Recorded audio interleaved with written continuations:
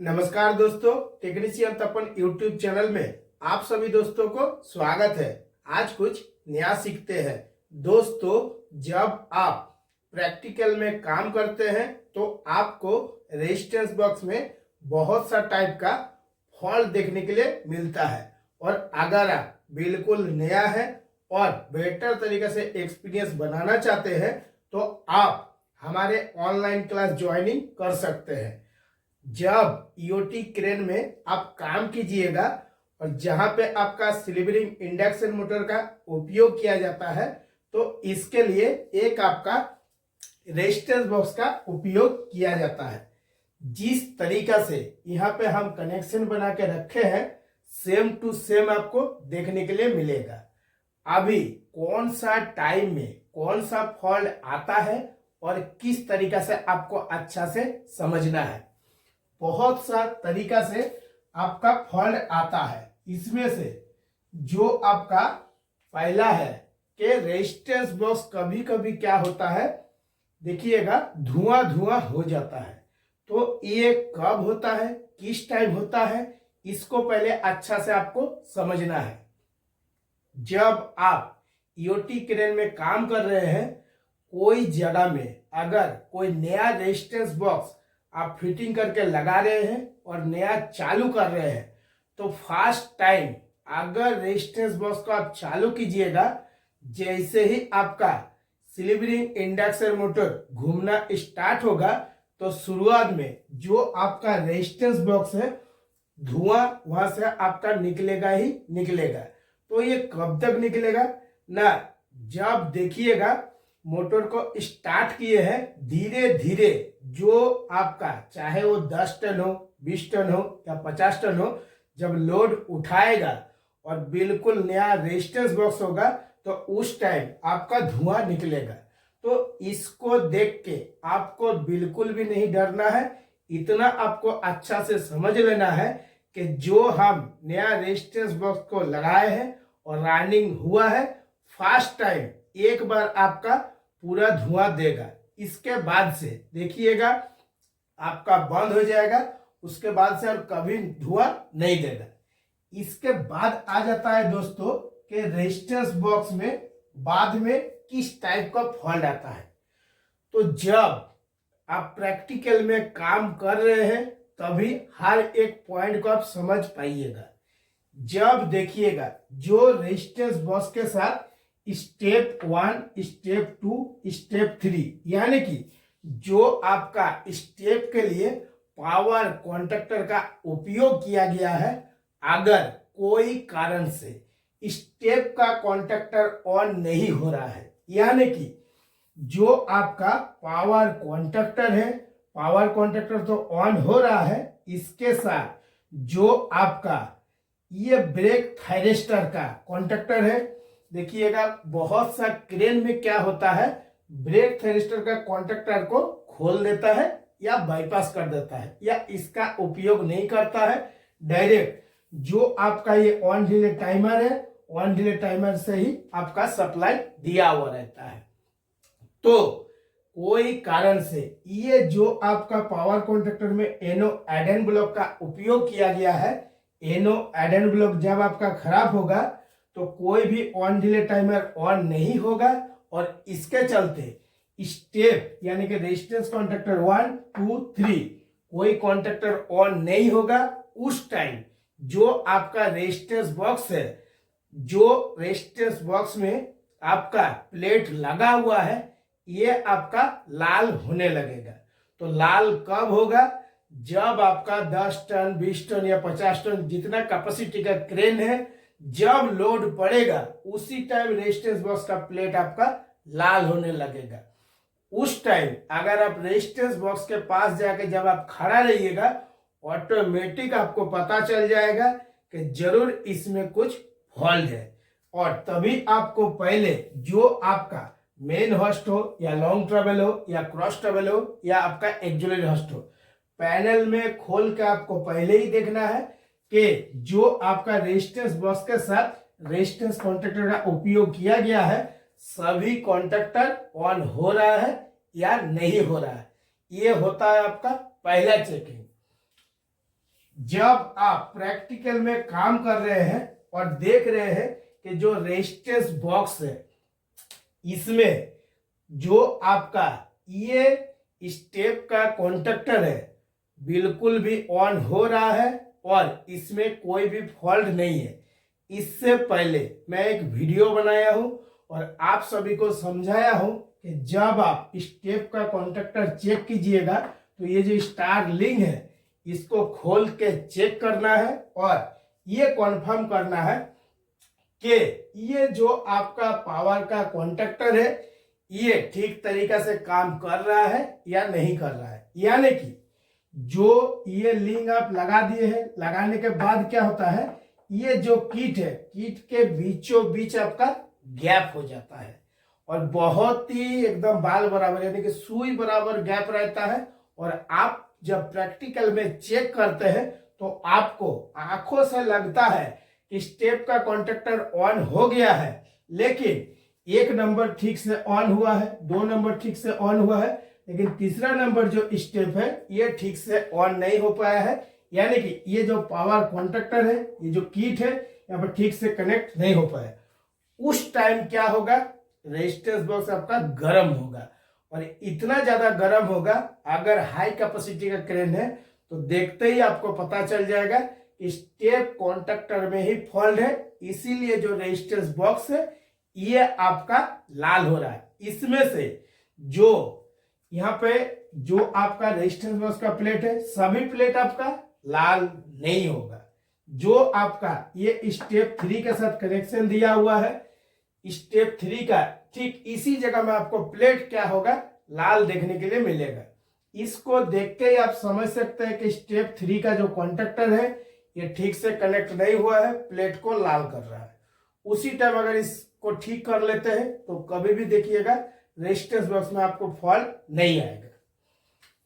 जब resistance box में कोई कारण से ये 2 प्लेट आपका कट गया है या इसमें 1 प्लेट कट गया, इसमें 2 प्लेट कट गया है, तो उस टाइम चाहे 1 प्लेट कटे या 2 प्लेट कटे या 3 प्लेट कटे, अगर आपके पास प्लेट अवेलेबल है तो मैं बोलूंगा लगा देना सबसे बेटर है। और अगर प्लेट अवेलेबल नहीं है, आप इसको बाईपास कर रहे हैं, तो जब आप रेजिस्टेंस बॉक्स का प्लेट को बाईपास कीजिएगा, एक चीज आपको ध्यान में रखना है कि जो आपका रेजिस्टेंस बॉक्स है इसका जो स्टार लिंक है यहां से जो 0 पॉइंट आ रहा है, मल्टीमीटर को ओम्स में सेटिंग करना है। अगर डिजिटल मल्टीमीटर है तो जब आप सेटिंग कीजिएगा तो डिजिटल मल्टीमीटर में आप सेटिंग करते ही देखिएगा मेगा ओम्स आता है, और जब आप चेक कीजिएगा ऑटोमेटिक उसमें मेगा ओम्स में वैल्यू आ रहा है या किलो ओम्स में आ रहा है या ओम्स में आ रहा है, डिस्प्ले में दिखाई देता है। जब आप प्रैक्टिकल में चेक कीजिएगा तो ओम्स में आपको दिखाई देगा। मल्टीमीटर का जो काला वाला लीड है ये आपको 0 में लगाना है, जो लाल वाला लीड है ये आपको D में लगाना है और देखना है कितना वैल्यू आ रहा है। फॉर एग्जाम्पल वैल्यू आ रहा है आपका 10 ओम्स, ठीक है।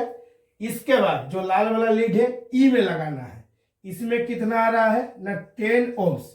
फिर A में कितना आ रहा है ना, इस पे भी आपका 10 ओम्स। अभी आपने जो प्लेट बाईपास किए हैं इसके बाद भी आपको क्या मिल रहा है, बैलेंस में मिल रहा है। अगर बैलेंस में मिल रहा है तो कभी भी आपका कुछ भी दिक्कत नहीं है। और अगर बैलेंस में नहीं मिलेगा, एक में आपको मिल रहा है 10 ओम्स, एक में मिल रहा है 15 ओम्स, एक में मिल रहा है 10 ओम्स, इसको बोला जाता है अनबैलेंस। रेजिस्टेंस बॉक्स आपका अनबैलेंस नहीं होना चाहिए। और जब चेक कीजिएगा तो उस टाइम जो रेजिस्टेंस बॉक्स का कनेक्शन है ये खोल के आपको चेक करना है। यानी कि इस जगह में क्या है, रोटर का जो केबल है KLM मोटर टर्मिनल से आ रहा है, DEF के साथ कनेक्शन हो रहा है, ये केबल खोल के आपको चेक करना है। खोल के चेक कीजिएगा तो प्रॉपर तरीका से चेक होगा। अगर कुछ डाउट आता है तो ये जो कॉन्टैक्टर से केबल आ रहा है इसको भी खोल के आप चेक कर सकते हैं। और जब खोलिएगा तो PVC टेप से जरूर मार्किंग कर लीजिएगा कि ये 3 नंबर स्टेप का केबल है तो 3 गो टेप मार देना है, ये 2 नंबर स्टेप का केबल है तो 2 गो टेप मार देना है, ये 1 नंबर स्टेप का केबल है, एगो टेप मार देना है। जब आप मार्किंग करके खोलिएगा तो कभी भी कनेक्शन करने में कुछ भी दिक्कत नहीं होगा। इसके बाद जब आप प्रैक्टिकल में काम करते हैं तो स्लीवरिंग मोटर में आपको बहुत सा टाइप का आवाज देखने के लिए मिलता है। तो देखिएगा, इससे पहले भी मैं वीडियो बनाकर आप सभी को समझाया हूं कि अगर कोई कारण से जो आपका रोटर का केबल है ये आपका कट जाएगा तो रिवर्स और फॉरवर्ड में आवाज करेगा। जो जो पॉइंट ऑलरेडी वीडियो बनाकर मैं आप सभी को समझाया हूं और ये भी मैं आप सभी को बताता हूं कि अगर आप मेरा YouTube चैनल में कंटिन्यू वीडियो देखते हैं तो प्रैक्टिकल में आपको काम करने में कभी भी कुछ दिक्कत नहीं होगा, और अगर छोड़ छोड़ के वीडियो को देखते हैं तो हमेशा आपको दिक्कत होगा।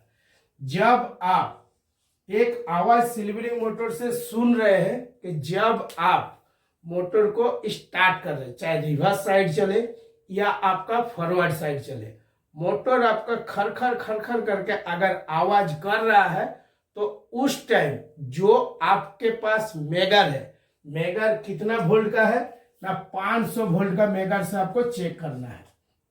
अगर आपके पास इस फॉल्ट को चेक करने के लिए 1500 वोल्ट का अगर मेगर है तब तो कोई दिक्कत नहीं है, ठीक है। 1500 वोल्ट का मेगर से बहुत अच्छा चेक होता है।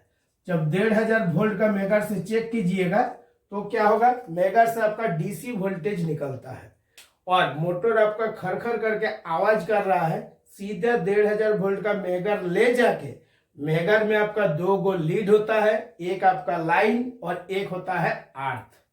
तो जो आपका अर्थ वाला लीड है, अर्थ वाला अर्थ के साथ लगाना है, यानी कि जो रेजिस्टेंस बॉक्स है इसका बॉडी में देखिएगा एक अर्थ पॉइंट दिया हुआ रहता है, अर्थ के साथ लगा देना है। जो आपका मेगर का लीड में अर्थ लिखा हुआ है, और जो लाइन वाला लीड है इसको आपको DEF के साथ चेक करना है कि रेजिस्टेंस बॉक्स बॉडी हो गया है या नहीं हुआ है। अगर जब आप प्रैक्टिकल में चेक कीजिएगा तो रेजिस्टेंस बॉक्स में जितना सारा टर्मिनल है सबके साथ आपको चेक करना है। इस चेकिंग में आपको यह पता चलेगा कि मोटर अगर कंटिन्यू खरखर खरखर खरखर करके आवाज कर रहा है, रेजिस्टेंस बॉक्स जब आपका बॉडी हो जाएगा उसी टाइम इस टाइप का आवाज आपको सुनने के लिए मिलेगा। अब इसमें दोस्तों होता है क्या, बहुत सा टाइप का आपका क्रेन आता है। लोकल बैंड का क्रेन है, इसका बात कुछ अलग है। स्टैंडर्ड कंपनी का क्रेन है, इसका बात कुछ अलग है। लेकिन जो फॉल्ट है सबका सेम आता है। जब आप स्लीवरिंग मोटर को चालू करें, चाहे रिवर्स साइड हो या फॉरवर्ड साइड हो, तो उस टाइम क्या हो रहा है, जैसे ही मोटर आपको फर्स्ट टाइम चालू हो रहा है उसी टाइम सिर्फ आवाज कर रहा है, उसके बाद ऑटोमेटिक आवाज आपका बंद हो जा रहा है। तो उस टाइम हमेशा आपको याद रखना है कि ये जो आपका 1 नंबर स्टेप है इसी में ही आपका फॉल्ट है। यानी कि जब आपका मोटर स्टार्ट हो रहा है, यानी कि ये जो आपका रेजिस्टेंस है इसके बीच में जो प्लेट है कोई कारण से लूज कनेक्शन हो सकता है, प्लेट आपका कोई कनेक्ट ठीक से नहीं हो पा रहा है। अब क्या होगा, जब आप मोटर को स्टार्ट किए हैं तो जो टाइमर है ये काम करेगा, इसके बाद रेजिस्टेंस कॉन्टैक्टर आपका ऑन हो जाएगा। जैसे ही आपका रेजिस्टेंस कॉन्टैक्टर ऑन होगा 1 नंबर, तो उस टाइम क्या होगा, आवाज आपका बंद हो जाएगा। तो अगर 1 नंबर स्टेप कॉन्टैक्टर ऑन होने के बाद आवाज आ रहा है तब भी आपका रेजिस्टेंस बॉक्स में प्रॉब्लम है, या 1 नंबर ऑन होने के बाद भी आवाज बंद नहीं हो रहा है, 2 नंबर ऑन होने के बाद आपका आवाज बंद हो जा रहा है, तो उस टाइम भी आपका रेजिस्टेंस बॉक्स में ही फॉल्ट है। और 3 नंबर ऑन होने के बाद अगर आवाज बंद हो जा रहा है तो उस टाइम भी आपका रेजिस्टेंस बॉक्स में ही फॉल्ट है। रोटर का जो KLM का केबल आ रहा है इसको खोल के DEF में जब आप कंटिन्यूटी देखिएगा उस टाइम कोई भी स्टेप का कॉन्टैक्टर ऑन रहना नहीं चाहिए, तब आपको पता चलेगा रेजिस्टेंस बॉक्स का जो स्टार्लिंग है इसके बीच में कोई पत्ती हो या कोई नट बोल्ट हो, एक तो लूज हो गया है और नहीं तो कोई पत्ती कट गया है। और ये जो चेक करने का तरीका है ये भी आपको केबल खोल के चेक करना पड़ेगा और तुरंत देखिएगा आपका ठीक हो जाएगा।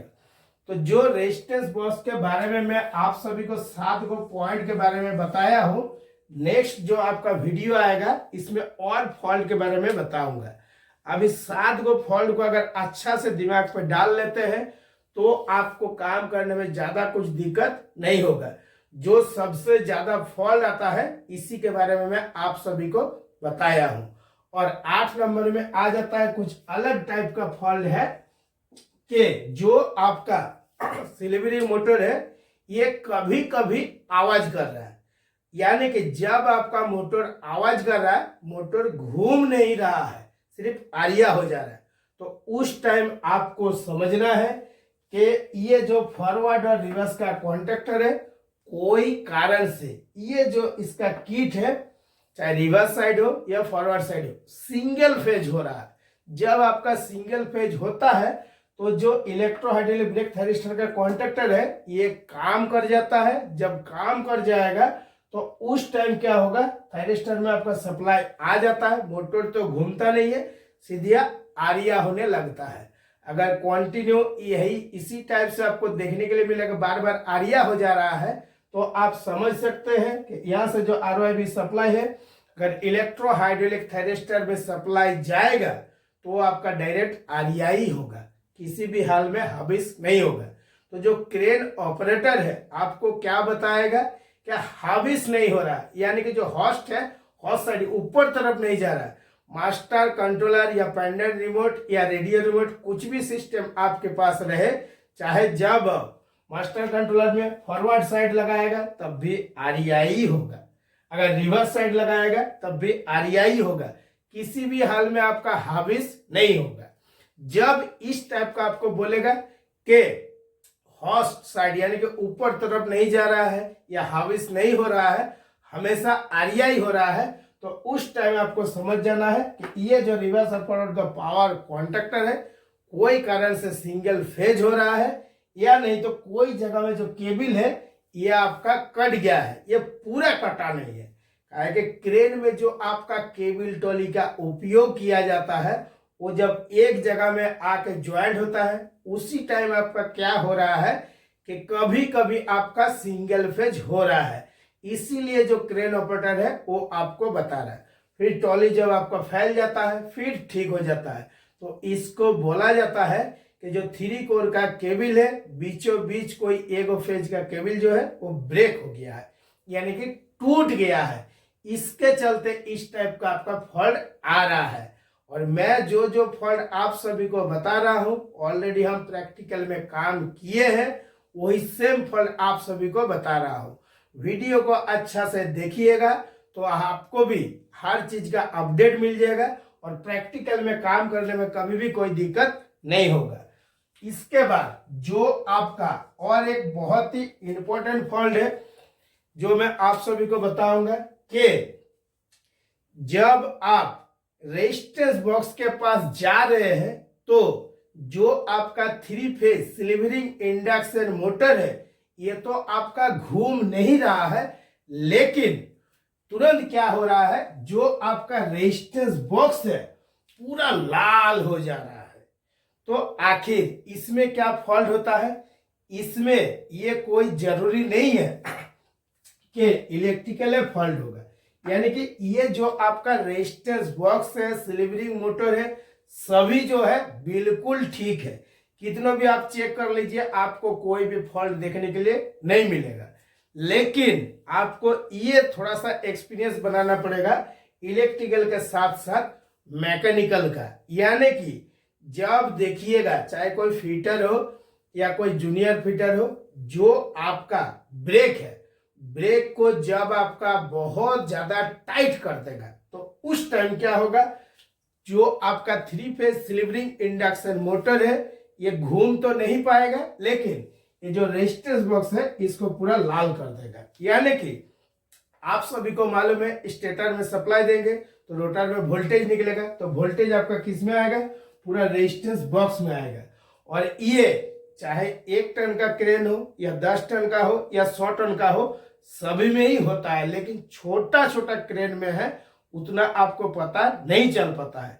लेकिन आपके पास अगर 50 टन से लेकर 100 टन का क्रेन है और अगर ब्रेक ज्यादा टाइट है तो देखिएगा कुछ ही सेकंड के अंदर में जैसे ही मास्टर कंट्रोल लगाए या पैडल रिमोट का पुश बटन दबाए या रेडियो रिमोट का पुश बटन दबाए, जैसे ही दबाइएगा रेजिस्टेंस बॉक्स के पास खड़ा है, तुरंत 2 से 3 सेकंड के अंदर में पूरा जो रेजिस्टेंस बॉक्स है यह आपका लाल हो जाएगा और पूरा स्टीम निकलने लगेगा और जो डस्ट पड़ा हुआ रहता है इससे पूरा धुआं देने लगेगा।